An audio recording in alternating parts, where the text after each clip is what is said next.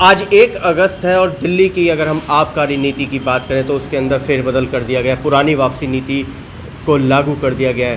कांग्रेस ने इसके लिए पुरजोर विरोध करा, वहीं अन्य पार्टियों ने भी विरोध करा, लेकिन कांग्रेस कह रही है कि हमारे विरोध के बाद में ये चीज़ पुनः वापसी हुई और लागू हुई। हमारे बीच में दिल्ली प्रदेश अध्यक्ष कांग्रेस सेवा दल के सुनील कुमार जी हैं। सुनील जी, क्या कहना चाहेंगे? मेहनत रंग ले आई। देखिए, आप सब लोगों को मालूम है कि किस तरह से कांग्रेस पार्टी के कार्यकर्ताओं ने इस बेढंगी नीति, जो घर घर में शराब पहुंचाने की, जो बच्चे बच्चे को शराब परोसने की नीति दिल्ली सरकार ने लागू की थी, उसके विरोध में कांग्रेस पार्टी और कांग्रेस के एक कार्यकर्ता ने सड़क पर उतरकर इसका विरोध किया। और पार्टियों ने भी विरोध किया, लेकिन कांग्रेस पार्टी ने तो बहुत कड़ा विरोध किया, जिस कारण कई लोगों के ऊपर मुकदमे दायर हुए, FIR हुई, चोट तक लगी, चोटें लगी। हमारे दिल्ली प्रदेश कांग्रेस कमेटी के अध्यक्ष भाई अनिल चौधरी जी हॉस्पिटलाइज भी हुए, उनके हाथ में फ्रैक्चर भी हुआ।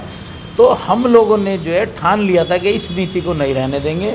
इसीलिए हम भी और लोग भी जो कह रहे हैं कि मैं मेहनत रंग लाई, ये वाकई में ही बहुत बड़ी जीत है। अपने बच्चे, अपने दिल्ली के जितने भी बच्चे हैं, उनको भविष्य को बचाने के लिए हम लोगों ने ये लड़ाई लड़ी और हम उसमें कामयाब हुए। हम सब मिलकर इसमें जीते हैं।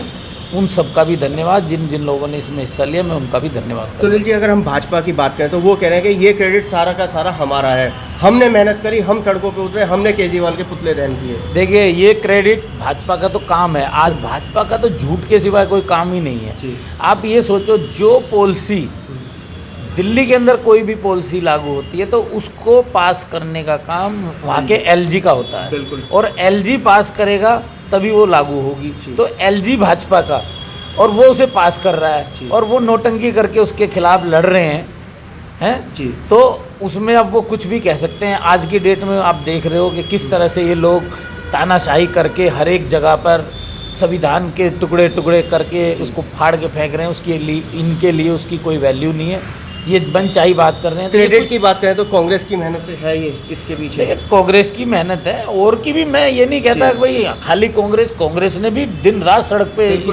इसके लिए लड़ाई लड़ी है, और लोगों ने भी लड़ी है। जिन्होंने सच्ची लड़ी है उन सबको इसका क्रेडिट जाता है। मैं इसके खिलाफ नहीं हूँ, भाई सच्चे लोगों ने जो लड़े उन सबको क्रेडिट जाता है। सुनील जी, दिल्ली की जनता ये कह रही है कि जिस तरीके से कांग्रेस ने आबकारी नीति का विरोध किया, उसी तरीके से महंगाई का भी आप लोग विरोध कर रहे हैं। कब ये महंगाई कंट्रोल में होगी?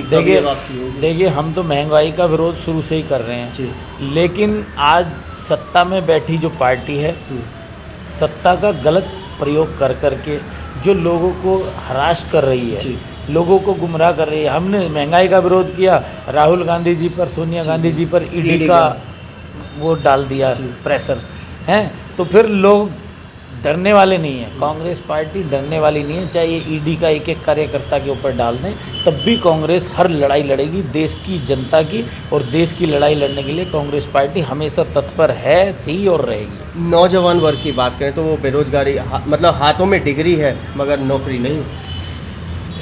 नौकरियां कहाँ हैं? जो थोड़ी बहुत पहले पुलिस की, फोर्स की नौकरियां थी, वो भी इन्होंने अब आपके सामने 4 साल की कर दी। उसमें भी इन्होंने टॉफी दिखा दी है लोगों को। अग्निपथ करके जो है लोगों को भ्रमित कर रहे हैं। अग्निपथ एक झांसा है, युवाओं को फांसा है। यही इनकी नीति रही है और आगे भी यही रहेगी। देश की संपत्तियां बेच दी।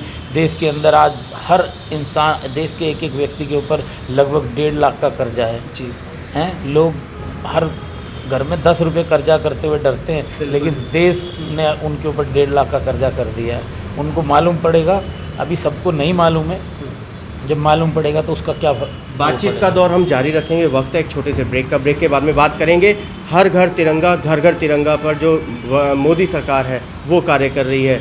आज़ादी का 75वां अमृत महोत्सव मना रही है। लेते हैं एक छोटा सा ब्रेक। ब्रेक के बाद बात चर्चा जारी रखेंगे।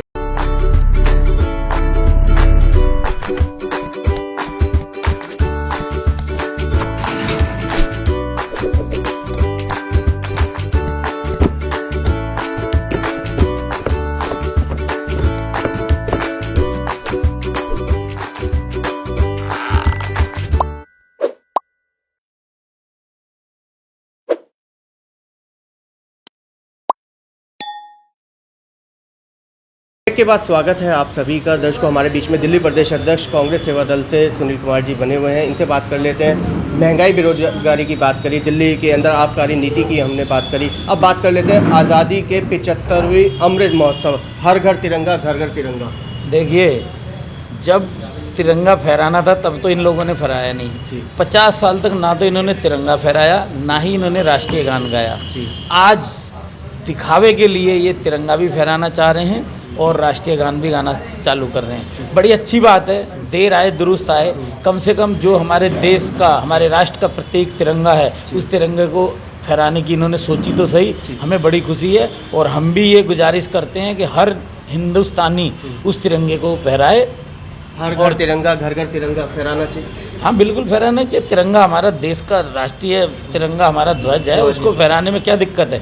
हम फहराएंगे, सब मिल के फहराएंगे। लेकिन इनसे पूछता हूँ मैं तो, 50 साल तक इन्होंने तिरंगे का विरोध किया, ऊपर कमल का झंडा, नीचे तिरंगा, और आज इन्हें तिरंगा ऐसा दिख रहा है कि ये घर घर तिरंगे की बात कर रहे हैं। सोचना चाहिए इन लोगों को। बिल्कुल सही बात कही। वहीं चलते चलते देशवासियों को क्या शुभकामना देंगे? अमृत महोत्सव की सभी को मेरी शुभकामनाएं हैं और तिरंगा जितना फहरा सकते हैं सबको फहराना चाहिए। तिरंगा हमारे देश का राष्ट्रीय ध्वज है और राष्ट्रीय ध्वज को हमेशा हम सब सलाम करते रहेंगे। कांग्रेस पार्टी शुरू से तिरंगे का सम्मान करती है, करती थी, करती रहेगी। जय हिंद, जय भारत।